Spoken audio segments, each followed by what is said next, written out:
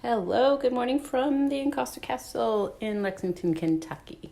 This is, yes, part of the process follow along, but I am stuck in the process and I wanted to get myself unstuck.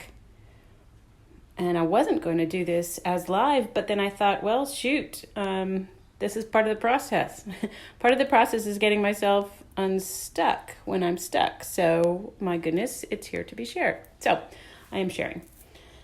There's twofold reason for this. One is to, again, share the process, even when it's not part of that layering, but also to, hello, Joanne, but also to talk about forms in Encaustic and what I'll be putting out in May.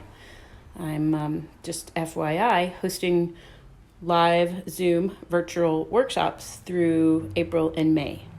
After that, they will cease, but for those 2 months, hopefully, so will the coronavirus cease by the end of May. Hopefully, those 2 months will find all of you wanting to dive into studio time and new creativity and inspiration, even if you just watch. You can always return to the recorded videos later and turn them into something for yourself. But my point is just to keep everybody on the positive, keep everybody on the creative, and keep everybody on the intuitive listening, to go inside, to go to the place that is feeding your soul rather than scaring your brain. All right, so twofold reasoning here, but I'm going to get to it. These are paper clay forms, and I have used paper clay many times in the past, not necessarily sharing, but to create my own work. And this is my latest iteration. I used what I had. I had a bucket of paper clay waiting around to be used, so I reactivated it and put it to use, made these forms. They are now obviously quite dry, and I am going to show you what I do to get my wax on them and create them, put them into these finished forms. This is Encaustic covered dimensional form. I call them vessels. Obviously, they're not going to go and hold anything, but to me, they are vessels. And again, why I'm showing you this as part of this painting process is because I'm trying to pick one I want to paint on, is because this is part of my process. When I get stuck in a painting, I need to turn my mind onto something else so that those intuitive sparks can be reignited and come back to me. All right, I'm going to want to work right here. I'm looking at the camera trying to figure out where to bring my brush. So I'll go all the way across. Can I turn you? Can I turn you? Ever so slightly. I'll go all the way across into my Encaustic medium there in the foreground and bring my brush. I have not warmed the surface of this form. It's not really necessary. It's a super absorbent structure for Encaustic. Ooh, there's a weird something color in my medium. Slight bit of green. I'll take it. It's just my base coat. Those of you who have worked in Encaustic before, you know how to apply, but have you done so on a dimensional form? Perhaps not. A few tips I can give while I get a coat down myself are to offload your brush in the pot a little more than you maybe would if you were coming to the flat surface, so you don't get runs like I just did there. That helps a lot. And then I'm getting my entire surface covered here. Trash day. And then once it's entirely covered in one layer, set it aside and let it cool completely before you fuse it. And I will fuse one for you as well, just to show you how I do that, so that I don't have the entirety of the wax run off. So set it aside and let it cool completely, and that will help you control it from dripping and sliding away down the vessel. This one's a little easier because I've got almost a flat two-dimensional side to this before I turn and apply to the other. There's a strategy as well. Just make your forms more flat. Ha ha. Whoa. See, that's what you don't want to have happen. It's wasteful and unproductive to have it drip off the sides. Keep those scrapings though, keep those drips. I'm going to scrape them off, put them right back into my medium. Nothing wasted. Since I've got this one going pretty well, I am going to show you how to get on the inside as well. Same technique, same practice. Offload more paint from your brush. And get this. I'm on video, honey. Okay. And just get in there in the same practice to coat thoroughly. I will usually, I'm not doing it here, but usually do the outside, let it cool, fuse it, let it cool, and then I'll come to the inside, because you can't fuse the inside, control the fuse of the inside and the outside at the same time. You're asking too much of the medium, of the wax.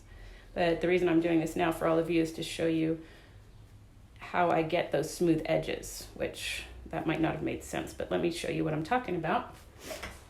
I go over the entire surface, even these top edges, and whether the camera's showing it or not, let's see, put one against the other. This is a very rough, very coarse edge, and this has softened it up already. The encaustic wax is beautiful for softening those edges, and I treat it as another surface. I treat my top edges as another surface. So by the time I'm done, I want to say I've got 4, maybe 5 layers on this, 2 of medium, and then coming in with the paint as well. You know, you really get a soft edge, a beautiful curve going on all sides. So paint all edges. All right, I'm going to come back to this one and give it a little fuse. Oh no, I do not see my heat gun anywhere. There it is. Okay. Give it a little fuse, and then I'll leave y'all alone as I put layers of white on here and continue my process.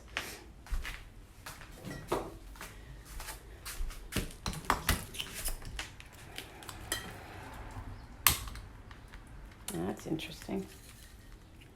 I have almost no, there we go. This is where you want to be careful. If you don't like the flame, I suggest putting it on the table or using pliers or tweezers to hold it, but ever so gently. You can see, am I catching it for you? Just goes dull to shiny, and I turn. If I get it too fluid, I wait until it goes back to dull, and then I will turn it. I want to be really careful, because if I get this edge too hot, and even if it does go back to that dull, if I turn it and it's too hot, warming or fusing this side will cause that too hot side to warm again and flow off. So I don't want that to happen. You just go dull to shiny, and I do this several times. So I'll fuse it once dull to shiny, and I'll keep turning until I'm really satisfied with how it is. And then again, I let it cool. It's pretty important to let vessels, 3-dimensional forms, cool before you put another layer of wax on there, because if it's too warm, it's just going to want to slide off. It's just going to want to drip around, and that's not what I, anyway, am after. So I let it cool between each layer, and then I come back with a new color or a new layer. Again, treating the bottom and the top as a layer as well, because that needs, I personally want it softened. I want those rough edges all softened out. And I do that with wax. The beauty of encaustic. All right, that's a quick little what I do when I'm stuck in my process. I take my mind to something else. And yes, I can go outside and paint the deck or plant my garden or pull my weeds or play with my dog. All of those things are good too. But at some point, the translation happens back in the studio, and I'm feeling it coming. I kind of have an idea of what I want to do for that next layer on the painting, but I'm not quite there. And putting my hands into this, touching the actual materials I'm going to use for that painting, help me bring out what needs to come next. I also bring all this to you because for the next 2 months, I'm offering online live virtual workshops through Zoom, and the 2 of them that I will hold in May are on forms, are on these shapes. So things like all of these, this menagerie back here will be offered. So check it out. It's on my site, pbsartist.com. One is corrugated wonders. So obviously we're working with cardboard. And the other are shapes and vessels. So a lot of what I just showed you, as well as a few other materials. You can check it out. I would love to have you along. And it's fun hanging out in studio. So everybody have a great day. And as I like to say, if you can't get waxy, at least get creative. Over and out.